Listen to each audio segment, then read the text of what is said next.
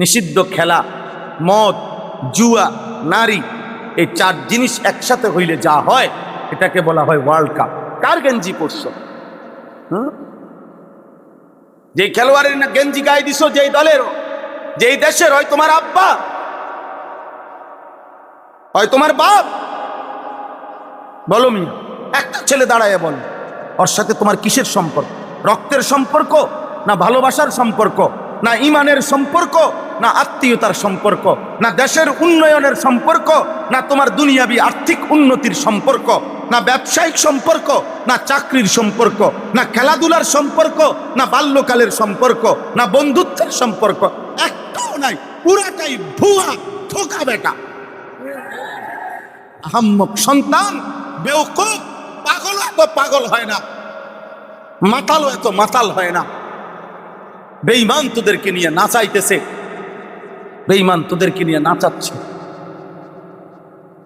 একটা মানুষ, একটা ছেলে তো বোঝা উচিত, আব্বা এটা খেলা হইলো ফুটবল খেলা, তো ফুটবল খেলার উদ্বোধনে অর্ধ উলঙ্গ নারী নর্তকী নাচবে কেন?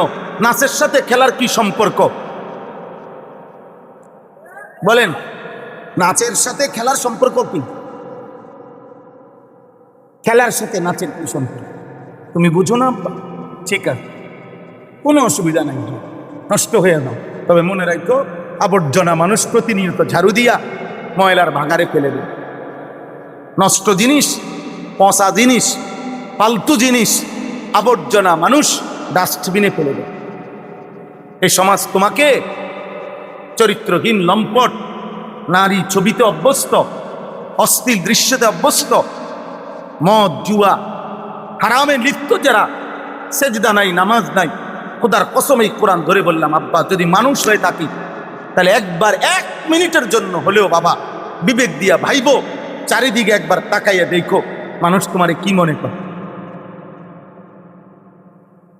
মানুষ তোমাকে নিয়ে কি ভাবে। তোমার যদি লজ্জা বিবেক থাকে,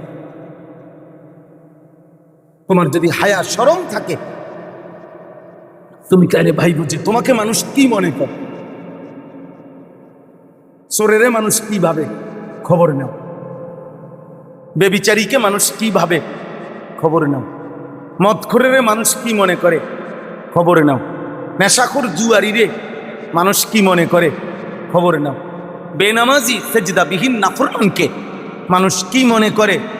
তুমি আশেপাশে একটু দিগাও, গোপনে দিগাও, দিয়ে একজন মানুষের যে ভাই যদি শুনে থাকেন একটা লোক নেশা করে, আপনার কাছে তাকে কি মনে হবে? দিগান, প্রশ্ন করেন গোপনে। হাদিসে তো আছে, তাহাবীরা জিজ্ঞেস করতেন, বিভিন্ন ব্যক্তির হালাত জিজ্ঞেস করতেন, জানতেন। এই জন্য আব্বা দয়া করে ছেলেরা দুনিয়াতে নিজের এভাবে ঘৃণিত বানায় ফেল না কেন? আখেরাত তো সামনে আসেই, দুনিয়াতেও তো নির্লজ্জ বেহায়া মানুষ, চোর, ডাকাত, ছিনতাইকারী, খুনি, রাহাজানি, মদখোর, নেশাখোর, সুদখোর, গাঁজাখোর, এদেরকে দুনিয়ার মানুষও তো ঘৃণা করে আব্বা। চরিত্রহীনকে তো দুনিয়া তো ঘৃণা করে রে বাবা। তোমরা বুঝবা না কেন? তোমরা বুঝবা না কেন? আমাদের মুসলিম সন্তান যথেষ্ট পরিমাণ, আমাদের এই বিপুল পরিমাণ যুবক, আমি ওই মাহফিলেও দেখছি শত শত নওজোয়ান, আমাদের সন্তান কমতি নাই। আমাদের পুঁজি ছিল কোন জাতির যুবক, কোন জাতির যুব সম্পদ, খোদার কসম ওই জাতির শ্রেষ্ঠ সম্পদ, ওই জাতির শ্রেষ্ঠ সম্পদ। এই জন্য দুশ্মন প্রতিনিয়ত গুনার যত আয়োজন যুবক যুবতীকে কেন্দ্র করেই করে। বুড়ার লাগিয়া তেমন কোনো গুনার আয়োজন নাই, জানে যে উনার কোনো মেয়াদ নাই। হ্যাঁ হ্যাঁ, বুড়া মানুষের জন্য গুনাহের পৃথক কোনো আয়োজন নাই। বুড়া মানুষের জন্য আলাদা কোনো পার্ক, আলাদা রেস্তোরাঁ, আলাদা নাটক, আলাদা সিনেমা, আলাদা নর্তকী, আলাদা খেলাধুলা বুড়ার লাগিয়া নাই। বুড়ার হিসাব হইল তারা যে পুরান বুড়া যেগুলা গুনাহ করতে করতে অভ্যস্ত, এরা হয়তো থাকতে পারে এরকম, এটা পৃথক আয়োজন নাই। কিন্তু বেঈমান, কাফের, মুশরিক, ইহুদি, খ্রিস্টান, নাস্তিক, মুরতাদ, আল্লাহদ্রোহী, মুনাফিক, সবার আয়োজন সব হলো যুবক যুবতীকে কেন্দ্র করে।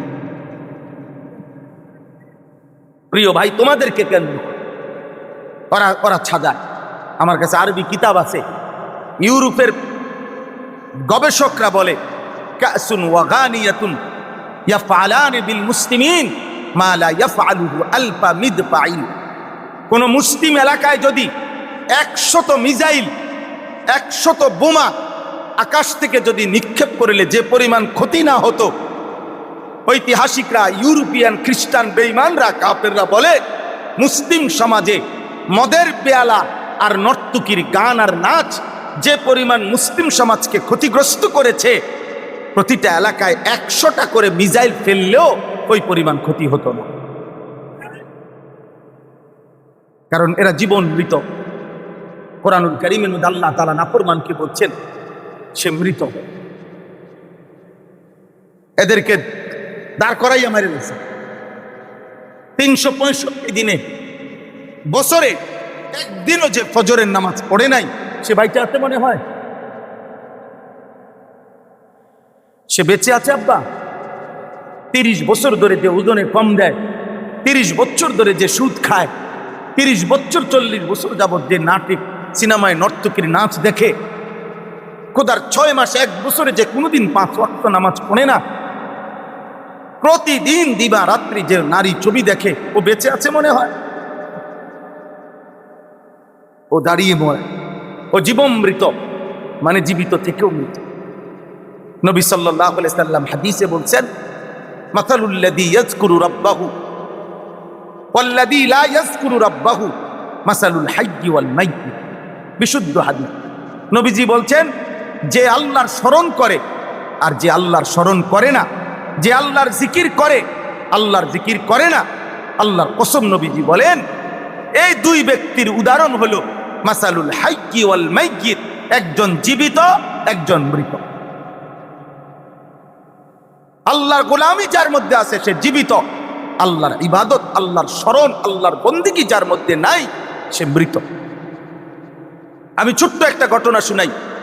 হযরত উমর রাদিয়াল্লাহু তাআলা আনহুর জামানায়, তিনি যখন ইসলামের দ্বিতীয় খলিফা ছিলেন, তো ইয়ারমুক একটা জায়গা আছে, ইয়ারমুকের যুদ্ধে 3 বার যুদ্ধ হয়েছে।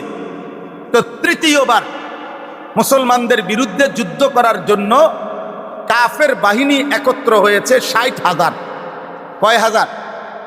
তো আমিরুল মুমিনিন উমর রাদিয়াল্লাহু তাআলা আনহু সাহাবাদেরকে নিয়ে পরামর্শে বসছে যে 60,000 কাফেরের মোকাবেলায় মদিনা থেকে মুসলিম সাহাবী সৈন্য কতজন পাঠাবে, কতজন পাঠাইলে ভালো হয়, এই পরামর্শ। তো বড় বড় সাহাবীরা পরামর্শ দিছে, কেউ 10,000, কেউ 5,000, কেউ 3,000, কেউ 1,000, কেউ 300, এরকম বলছে এক একজন। হযরত উমর রাদিয়াল্লাহু তাআলা আনহু বললেন, সর্বশেষ হযরতে খালিদ ইবনুল ওয়ালিদকে রাদিয়াল্লাহু তাআলা আনহু বলছে, খালিদ তুমি বলো, তুমি মতামত পেশ করো, 60,000 কাফেরের মোকাবেলায় কতজন মুসলিম সেনাবাহিনী পাঠাইলে ভালো হয়? হযরত খালিদ ইবনুল ওয়ালিদ বললেন, আমিরুল মুমিনিন, খালিদকে একা পাঠাইলেই ভালো।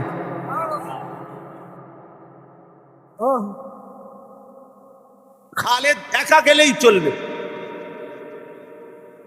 হযরত উমর রাদিয়াল্লাহু তাআলা আনহু বললেন, খালিদ কিছুটা কি অহংকার করলা? জিজ্ঞেস করছেন, অহংকার করলা নাকি? একজনই 60,000-এর মোকাবেলায় লড়াই করবা? হযরত খালিদ ইবনে ওয়ালিদ বলছেন, আমিরুল মুমিনিন, আল্লাহর কসম আমি অহংকার করি নাই, আমি অহংকার করে বলি নাই। আমার রাসূলুল্লাহ সাল্লাল্লাহু আলাইহি সাল্লামের একটি হাদিসের উপরে আমার ইয়াকিন আছে, আমি সেই কথার কারণে বলছি। নবীজি তো বলছেন, আল্লাহকে যে স্মরণ করে সে জীবিত, আল্লাহকে যে স্মরণ করে না সে মৃত। অতএব আমার দৃষ্টিতে তো 60,000 বেঈমান মরা, আর জীবিত তো আমি একা। তাহলে আমি একা জীবিত খালিদ, 60,000 আর 60 লাখ কি? মরা মানুষ 60,000 হইলে কি আর 60 লাখ হইলে আমার ভয় পাওয়ার কি আছে? এই হলো সাহাবায়ে কেরামের ইয়াকিন, এই হলো সাহাবায়ে কেরামের বিশ্বাস। আব্বা তোমরা কি করছো? কেন আল্লাহ ভুলে গেলে? এমন সুন্দর কোরআন মসজিদে কোনোদিন দেখো নাই বাবা? মসজিদের তাকে তোমার ঘরে কেউ কোনোদিন আল্লাহর কোরআন পড়ে নাই? শুক্রবার দিন জুমার নামাজে মসজিদের ইমাম সাহেব থেকে আল্লাহর কোরআন কোনোদিন শোনো নাই? একবারও মনে পড়লো না যে হায় আমার মালিকের এই কালাম যে আমি করতে পারি না? এই কথা একবারও দিলে আসে নাই? একবারও মনে পড়ে নাই? 60 বছরের বুড়া চাচা, আপনার কি একবার মনে পড়ে নাই যে আল্লাহর কোরআনটা শুদ্ধ পড়া উচিত? আপনি এই 60 বছরে কতবার ইমাম সাহেবের জবান থেকে আল্লাহর কোরআন শুনছেন? হুজুর আমার পাশে বসা, আমি ওনার সাথে এই প্রথমই জীবনে দেখছি, আর কোনোদিন আমি দেখি নাই ওনাকে। কিন্তু আমি যখন পড়তেছিলাম এখন এই শুরু দিয়ে খুতবা, তো উনিও আমার সাথে সাথে পড়তেছিলেন। তো মালিকের কালাম এতটা মজাদার যে আল্লাহর বান্দা পড়ছে, তো উনি শুনছেন, তো ওনারও দিল চাইতে হায় আমার মালিকের কথা আমিও পড়ি। আমি শুনছি উনি তো আমার সাথে সাথে পড়তেন। তো এ তো ভালোবাসার বিষয়, এ তো মহব্বতের বিষয়। আল্লাহ নবী সাল্লাল্লাহু আলাইহি সাল্লাম, হাদিসের মধ্যে আছে নবীজির একজন সাহাবী উবাই ইবনে কাব রাদিয়াল্লাহু তাআলা আনহু, বিখ্যাত সাহাবী, সাহাবাদের মধ্যে সবচেয়ে সুন্দর কোরআন পড়তেন, সাইয়্যিদুল কুররা উবাই ইবনে কাব রাদিয়াল্লাহু তাআলা আনহু। নবীজি একদিন ওনাকে ডাক দিয়া বলছে, উবাই ইকরা আলাইয়াল কোরআন, তুমি আমারে কোরআন পড়ে শোনাও। হযরত উবাই ইবনে কাব বললেন, আকরাউ আলাইকা ওয়া আলাইকা উনজিলা, ইয়া রাসূলুল্লাহ আমি আপনাকে কোরআন শোনাবো? অথচ কোরআন তো আপনার উপরে নাজিল হয়, আপনার থেকেই তো আমরা শুনি, আপনি তো আমাকে শুনান, আপনার সামনে আমি কোরআন শোনাবো? এই হিম্মত আমার কই থেকে হবে? আল্লাহ নবী সাল্লাল্লাহু আলাইহি সাল্লাম বললেন, উবাই আল্লাহর কসম, মহান আল্লাহ তাআলা জিব্রাইল পাঠিয়ে আমাকে জানাইছেন, আল্লাহ সুপারিশ করছেন আমি যেন তোমার নাম ধরে, আল্লাহ বলছে যে আমি যেন তোমার জবান থেকে আমার মাওলার কোরআন শুনি। আমরা নিজে কিতাবে পড়ছি বাবা, এই সাহাবী উবাই ইবনে কাব খুশিতে আনন্দে 3 বার জিজ্ঞেস করছে কথাটা নবীজিকে, আওয়াসাম্মানি আল্লাহ, ইয়া রাসূলুল্লাহ আল্লাহ আমার নাম নিছে? নবী বললেন, হ্যাঁ তোমার নাম। উনি আবার বলছেন, আমার নাম বলতেছেন? আল্লাহ আমার নাম বলছে? বলছে, হ্যাঁ তোমার নাম বলছে। 3 বার পরে এই সাহাবী চিৎকার দিয়া কান্না বাকা কান্না শুরু করছে আর বলছে, ইয়া রাসূলুল্লাহ এক গোলামের এর চাইতে বড় সৌভাগ্য আর কি হইতে পারে?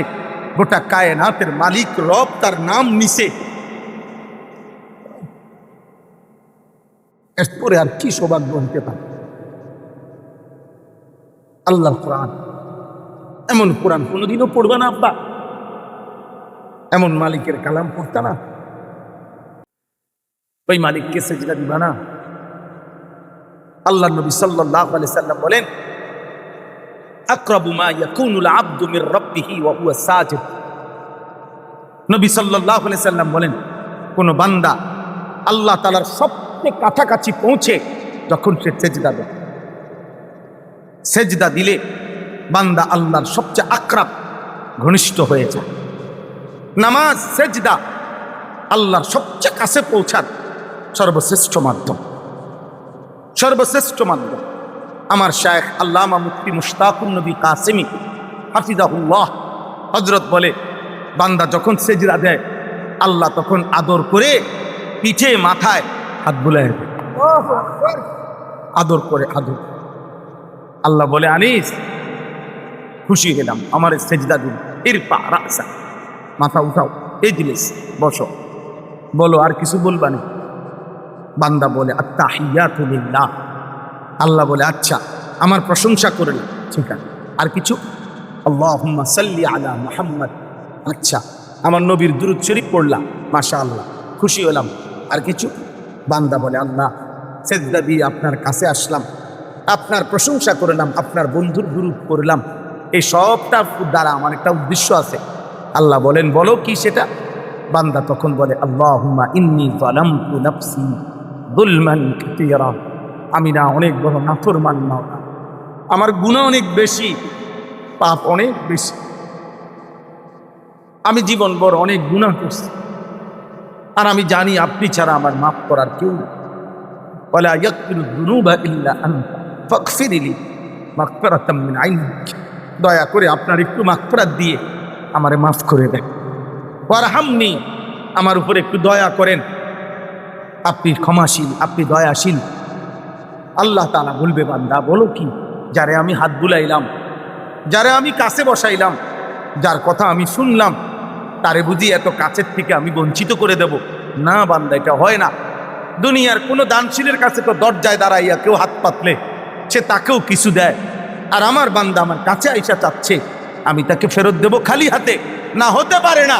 যা বান্দা, মাফ করে দিন। এই জন্য আব্বা, এটাই আমার কথা। এই দুইটি আমল, এক হলো কোরআনুল কারীমের তেলাওয়াত, দুই হলো 5 ওয়াক্ত নামাজ। খোদার কসম, এই দুই আমল যে ঈমানের পরিচয়ধারী, মুসলমানের পরিচয় দেয়, কিন্তু যার জীবনে এই দুইটা নাই, তো আমি কোরআন ধরে বললাম, তুমি এখনো পূর্ণ মুসলমান হইতে পারো নাই, তুমি এখনো ঈমানদার হইতে পারো নাই। ক্বালাতিল আ'রাবু আমান্না কুল লাম তু'মিনু ওয়ালাকিন কুলু আসলামনা। আল্লাহ নবীকে বলছে, বন্ধু, গ্রাম্য বেদুইন মানুষ আইসা আপনার সামনে বলতেছে তারা নাকি ঈমান আনছে। আমি আল্লাহ আরশে আযীম থেকে বললাম, আপনি বলে দেন, না না, তোরা ঈমানদার হও নাই। নবীজির জামানায়।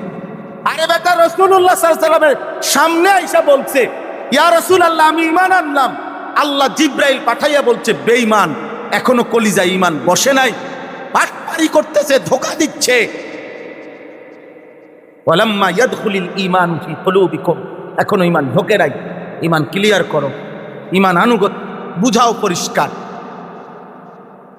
আল্লাহ নবীর জামানায় কোরআনে আছে, নবীজির সামনে আইসা মুনাফিক বলতো, ইযা জাআকাল মুনাফিকুন ক্বালু নাশহাদু আন্নাকা লা রাসূলুল্লাহ। সাক্ষী দিতেছি নবী, আপনি আল্লাহর রাসূল। আল্লাহ বলেন, আমি আল্লাহ সাক্ষী দিচ্ছি, মুনাফিক মিথ্যাবাদী। আপনি রাসূল ঠিক আছেন, কিন্তু ওই মিথ্যা।